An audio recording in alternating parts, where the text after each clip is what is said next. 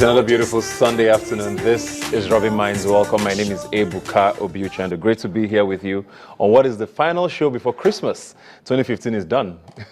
I don't know if much can be achieved by anyone in the next week plus that's left for the year to run out. It's been a very, very interesting year, probably one of the most significant in our nation's history with regards to the elections and democracy and all that happened in the course of 2015. It's one year that a lot of us will not forget in a hurry. Unfortunately, it's going to be ending on a not so pleasant note for a lot of people. Fuel is still very scarce. We don't seem to know where to find fuel to move our cars or even power generators in our homes. Something we thought would be a thing of the past following the elections and all the promises we heard from Mr. President and the APC, but it looks like a lot of that is not going to be happening anytime soon. We are not sure exactly what's happening, which is what is the most frustrating part of all of this. We did hear that a supplementary bill was presented to the National Assembly and they passed, which was supposed to lead to the marketers being paid for their subsidy balance or whatever it is. And we thought that would have ended by now, but we still don't know what's happening. Today, the queues are shorter. Tomorrow, the queues are thrice as long as they were before. So Nigerians have so many questions, but no one is speaking to us. And speaking of silence,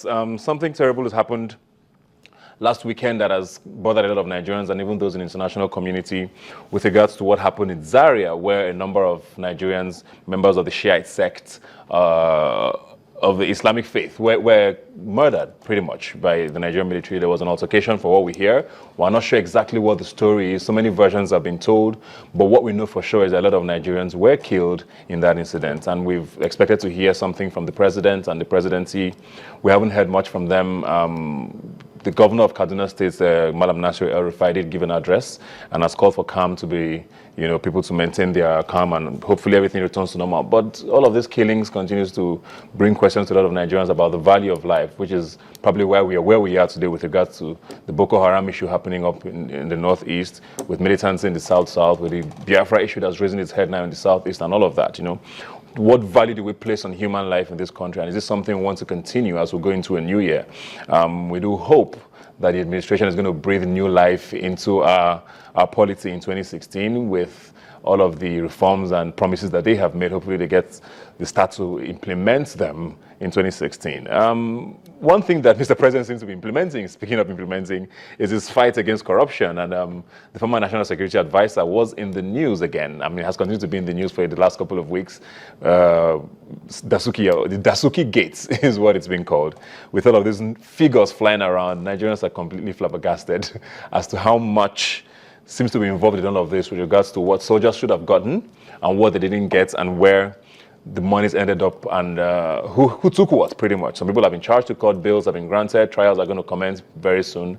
Most people have said that convictions seem to be the hardest part in the fight against corruption in Nigeria. Hopefully this time we do get answers. Hopefully some monies can get returned and we can inject it back into our economy and let things move forward. Things are really, really hard. The Naira is close to 300 Naira to $1. Everything is expensive. Nobody can, it's just a very tough time for Nigerians. And the last thing we want to hear right now is that people are running away with billions of dollars that belongs to us.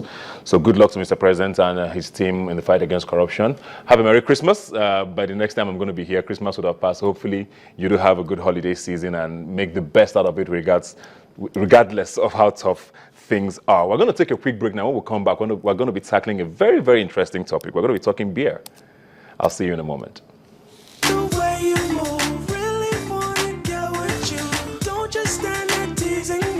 All right, you're welcome back. Now, we're going to be talking beer and its health benefits.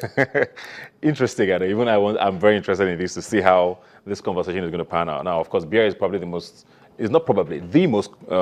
widely consumed alcoholic beverage in the world, and it does get a lot of flack for what it supposedly causes to people. And I have here with me someone who's going to be helping me understand why it's so popular, but yet still so unpopular, if I may use those words. Dr. Tobore Agbogidi is here with me, a health consultant. Thanks for being here today. Pleasure. And this conversation is very important to me because a lot of young people, of course, enjoy beer. Yeah. And it's something I think, because this show is very widely watched by young people, and it's important for them to understand why they should be doing it or not, or how they should be going about consuming beer. Now, let's talk about beer in itself now. What is contained in that bottle, first of all? What do you find in a bottle of beer if you hold one?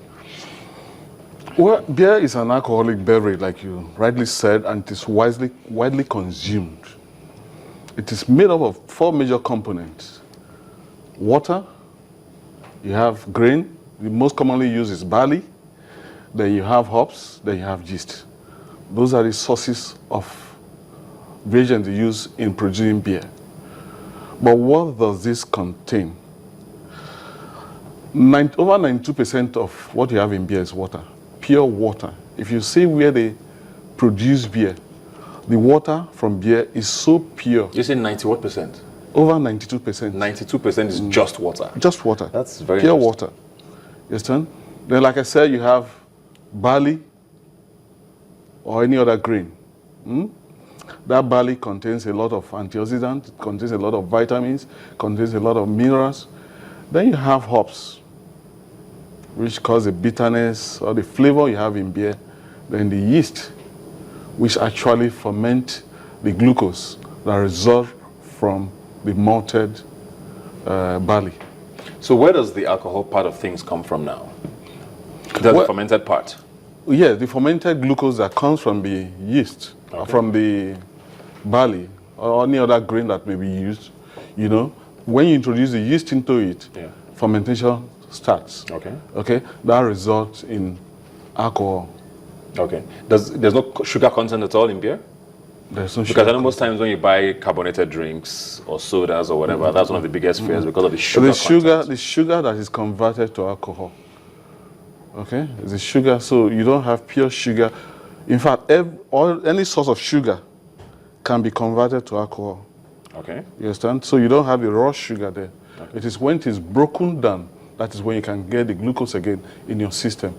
Okay, so you said hops, water, barley, and yeast. Yeast. Which one of these four things is bad for us? Well, ideally, people consume all this. Okay. The and grains, they're all healthy? They are very healthy.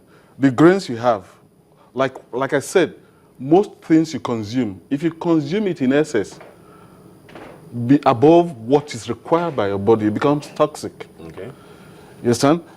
The barley you have there is consumed, or any other grain you have, is consumed generally. If you use rice now, we consume rice on a daily basis. Rice can be used to produce beer. Sorghum can be used to produce bread. Wheat can be used to produce beer. All these ones are grain that we usually consume. So it's a normal part of food. In fact, in those days, beer is considered to be liquid bread. When it's, yeah, liquid bread. When this production started, and how they discovered it, it was when they left some grains, you know, when man started trying to settle down from that nomad kind of life, to settle down in a place, they cultivate the ground, then the grain they produce were kept outside because of the moist and the white yeast. You know, discovered that, this is coming out with a taste. That was how the production of beer started.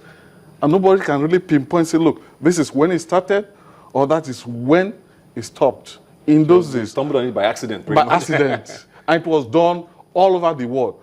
But it was said to have started around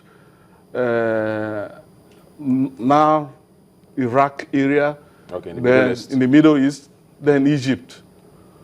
At the same time, some other places like India, China, you know, UK, Germany, they were all involved in this storage of grains.